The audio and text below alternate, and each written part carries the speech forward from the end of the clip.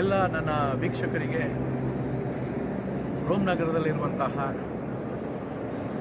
ಸಂತ ಪೇತ್ರರ ಮಹಾ ದೇವಾಲಯಕ್ಕೆ ಸ್ವಾಗತ. ಇಂದು ವಿಶೇಷವಾಗಿ ಈ ಒಂದು ಸ್ಥಳದಲ್ಲಿ ನಿಂತು ಈ ವಿಡಿಯೋವನ್ನು ಮಾಡ್ತಾ ಇರುವಂಥದ್ದು ನಿಮಗೆಲ್ಲರಿಗೂ ಕೂಡ ಇಲ್ಲಿನ ವಿಶೇಷತೆಯನ್ನು ತಿಳಿಸಬೇಕು ಕನ್ನಡದಲ್ಲಿ ಅಂತ ಹೇಳಿ ಅನ್ನಿಸ್ತು.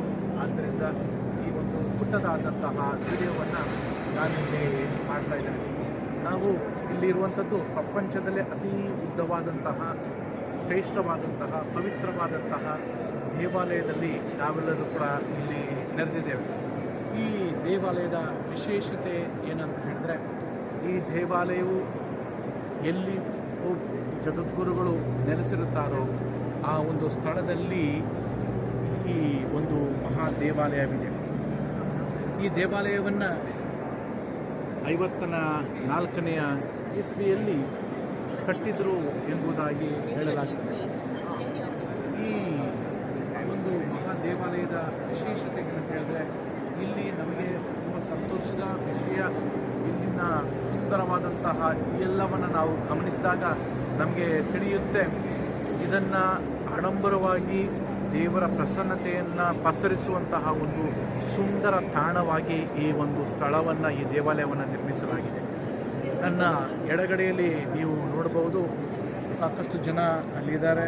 ಅಲ್ಲಿ ದ್ವಿತೀಯ ಸಂತ ಜಾನ್ ಪೌಲರ ಸಮಾಧಿ ಇದೆ.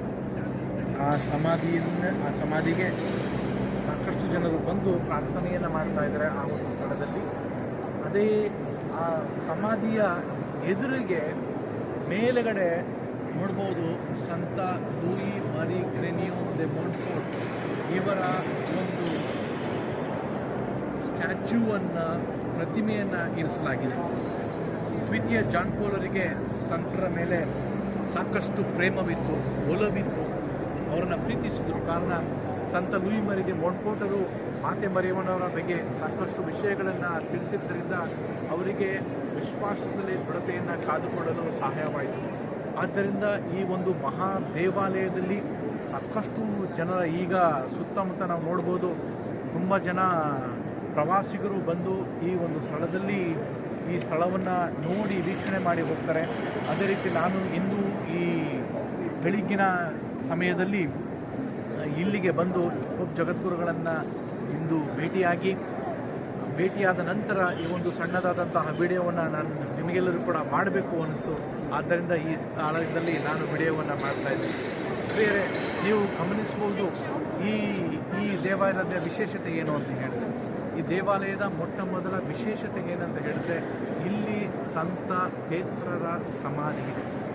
ಆ ಸಂತ ಪೇತ್ರರ ಸಮಾಧಿ ಇರುವಂತಹ ಸ್ಥಳದಲ್ಲಿ, ಆ ಒಂದು ಸ್ಥಳದಲ್ಲಿ ಅವರು ಈಗ ಸ್ವಲ್ಪ ದುರವ್ಯವಸ್ಥೆ ಇರೋದ್ರಿಂದ ಏನೋ ಕೆಲಸವನ್ನು ಮಾಡ್ತಾ ಇದ್ದಾರೆ. ಆದ್ದರಿಂದ ಅದರ ಮುಖಪುಟವನ್ನು ತಾತ್ಕಾಲಿಕವಾಗಿ ಮುಚ್ಚಿಡಲಾಗಿದೆ. ಅಲ್ಲಿ ಕೆಲಸ ನಡೀತಾ ಇದೆ, ಅದನ್ನು ತೋರಿಸಲಿಕ್ಕೆ ಸಾಧ್ಯ ಆಗ್ತಾ ಇಲ್ಲ. ಆದರೆ ನೀವು ಗಮನಿಸ್ಬೋದು, ಅಲ್ಲಿ ಸಂತ ಪೇತ್ರರ ಸಮಾಧಿ ಇದೆ. ಆ ಸಮಾಧಿ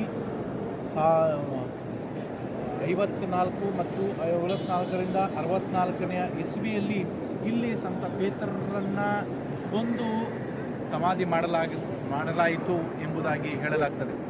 ಇಲ್ಲಿ ಈ ಒಂದು ಪವಿತ್ರವಾದಂತಹ ಈ ದೇವಾಲಯದ ಕೆಳಗಡೆ ನಾವು ಹೋದಾಗ ಇಲ್ಲಿ ಸುಮಾರು 70ರಿಂದ 90 ಜನರ ಜಗದ್ಗುರುಗಳ ಸಮಾಧಿಗಳು ಇಲ್ಲಿವೆ. ಇದರಲ್ಲಿ ವಿಶೇಷವಾಗಿ ಸಂತ ದ್ವಿತೀಯ ಜಾನ್ ಪೌಲರ ಸಮಾಧಿ, ಸಂತ ಪೌಲ್ ದಿ ಸಿಕ್ಸ್ತ್ ಅವರ ಸಮಾಧಿ, ಹೀಗೆ ಸಾಕಷ್ಟು ಸಮಾಧಿಗಳು ಇಲ್ಲಿ ಇದ್ದಾವೆ. ಆದ್ದರಿಂದ ಇದೊಂದು ಪವಿತ್ರವಾದಂತಹ ಸ್ಥಳ. ಇಲ್ಲಿಂದ ನಿಮಗೆ ನಾನು ಒಂದು ವಿಡಿಯೋವನ್ನು ಮಾಡಬೇಕು, ನಿಮಗೆಲ್ಲರಿಗೂ ಕೂಡ ಈ ಒಂದು ಸ್ಥಳವನ್ನು, ಪವಿತ್ರವಾದಂತಹ ಸ್ಥಳವನ್ನು ಪರಿಚಯಿಸಬೇಕು ಅಂತ ಹೇಳಿ ಅನಿಸ್ತು. ಆದ್ದರಿಂದ ಈ ಪುಟ್ಟದಾದಂತಹ ವಿಡಿಯೋವನ್ನು ನಾನು ಇಲ್ಲಿ ಮಾಡ್ತಾ ಇದ್ದೇನೆ. ನಿಮಗೆಲ್ಲರಿಗೂ ಕೂಡ ಸಂತ ಪೇತ್ರರ ವರದಾನ ನಿಮ್ಮ ಮೇಲೆ ಇರಲಿ. ಅವರಿಗಿದ್ದಂತಹ ದೈವ ಸಂದೇಶವನ್ನು ಸಾರುವಂತಹ ಸಾಮರ್ಥ್ಯ ನಿಮ್ಮಲ್ಲಿಯೂ ಕೂಡ ಬರಲಿ, ನಿಮ್ಮಲ್ಲಿಯೂ ಕೂಡ ವಿಶ್ವಾಸ ಇರಲಿ ಅಂತ ಹೇಳಿ ನಾನು ನಿಮಗೆಲ್ಲರಿಗೂ ಕೂಡ ಆಶಿಸ್ತೇನೆ. ಅದೇ ರೀತಿ ನಿಮಗೆಲ್ಲರಿಗೂ ಕೂಡ ಈ ದೇವಾಲಯದಲ್ಲಿ ಪ್ರಾರ್ಥಿಸುತ್ತೇನೆ. ನಿಮಗೆಲ್ಲರಿಗೂ ಕೂಡ ಧನ್ಯವಾದಗಳು. ನಮಸ್ತೆ.